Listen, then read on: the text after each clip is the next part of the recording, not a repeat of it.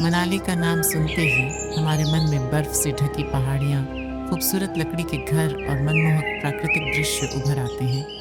लेकिन इन वादियों के बीच एक ऐसा इतिहास छिपा है जिसके बारे में बहुत कम लोग जानते हैं।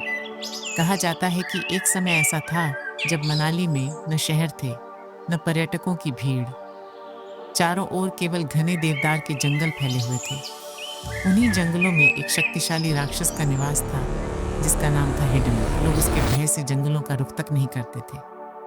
लेकिन कोई नहीं जानता था कि इसी राक्षस की बहन हिडिंबा आगे चलकर ऐसी कहानी रचेगी जिसे सदियों बाद भी श्रद्धा और सम्मान के साथ याद किया जाएगा। हिडिंबा देवी की कहानी हमें सिखाती है कि किसी का मूल जन्म नहीं, बल्कि उसके कर्म उसकी पहचान बनाते हैं। ये कहानी प्रेम, त्याग और आस्था की शक्ति को दर्शाती है। कैसे एक राक्षसी अपने साहस, प्रेम और तपस्या के बल पर देवी के रूप में पूजी जाने लगी। यह हमें याद दिलाती है कि जीवन में परिस्थितियां बदल सकती हैं, लेकिन सच्ची निष्ठा और सही मार्ग चुनने से हम किसी भी बाधा को पार करके महानता की ओर बढ़ सकते हैं।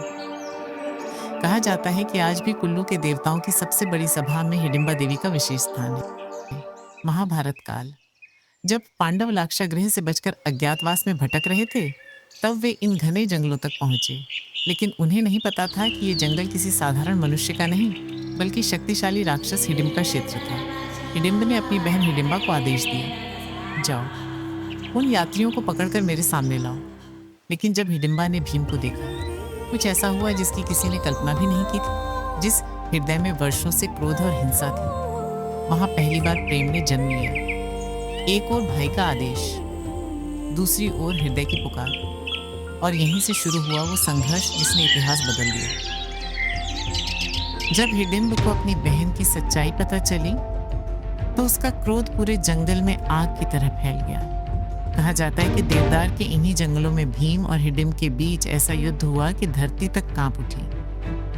पेड़ टूटे, चट्टानें हिली, और अंत में भीम ने हिडिंब का वध कर दिया।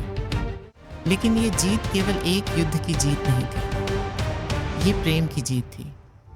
कुछ समय बाद हिडिंबा और भीम का विवाह हुआ और उनके पुत्र के रूप में जन्म हुआ महान योद्धा घटोत्कच का।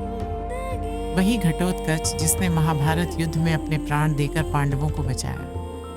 लेकिन नियति ने हिडिंबा के लिए कुछ और ही लिखा था, क्योंकि जल्द ही भीम को अपने भाइयों के साथ आगे बढ़ना था। और एक दिन जिस स्त्री ने प्रेम के लिए सब कुछ छोड़ा, वही स्त्री एक दिन अपने प्रेम से भी दूर हो गई। लेकिन उसने शिकायत नहीं की।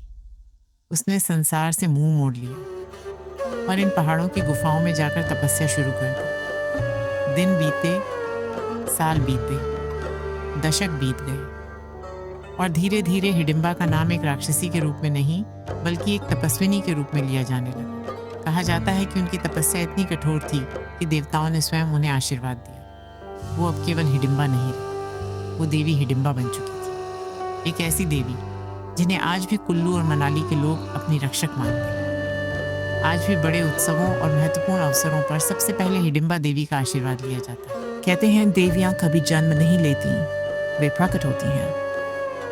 और मनाली की हिडिंबा देवी आज भी इन जंगलों में अपनी उपस्थिति का एहसास कराती हैं। और शायद यही कारण है कि मनाली के इन देवदार के जंगलों में आज भी जब हवा चलती है, तो वो केवल पेड़ों की सरसराहट नहीं होती। ऐसा लगता है मानो समय स्वयं हिडिंबा देवी की उस अमर कथा को दोहरा रही हो। एक राक्षसी जिसने प्रेम चुना, एक पत्नी जिसने त्याग चुना, और एक माँ जो अंततः देवी बन गई। सदियां बीत गईं, साम्राज्य बदल गए, लेकिन हिडिंबा देवी की आस्था आज भी उतनी ही जीवित है जितनी महाभारत काल में थी।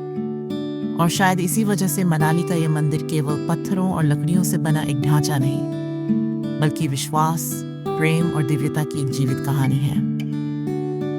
और अगर आप कभी मनाली जाएं, तो केवल इस मंदिर के दर्शन करके वापस मत लौटिए। कुछ पल इन देवदार के वृक्षों के बीच खड़े होकर उस शांति को महसूस कीजिए, जिसने सदियों से इस स्थान को पवित्र बनाए रखा है। कौन जानता है, शायद इन्हीं हवाओं में आपको भी हिडिंबा देवी की उस अमर कथा की एक झलक मिल जाए, जो महाभारत काल से आज तक जीवित है। अगर आप माँ हिडिंबा देवी के दर्शन करना चाहते हैं, तो सबसे पहले आपको हिमाचल प्रदेश के खूबसूरत शहर मनाली पहुंचना होगा। निकटतम हवाई अड्डा भुंतर है, जो मनाली से लगभग 50 किलोमीटर दूर स्थित है।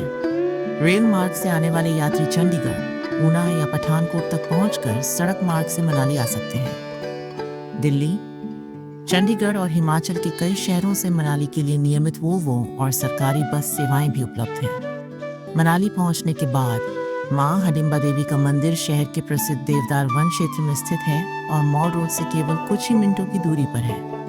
यहाँ पहुंचते ही आपको महसूस होगा कि ये केवल एक मंदिर नहीं, बल्कि इतिहास, आस्था और प्रकृति का अद्भुत संगम है।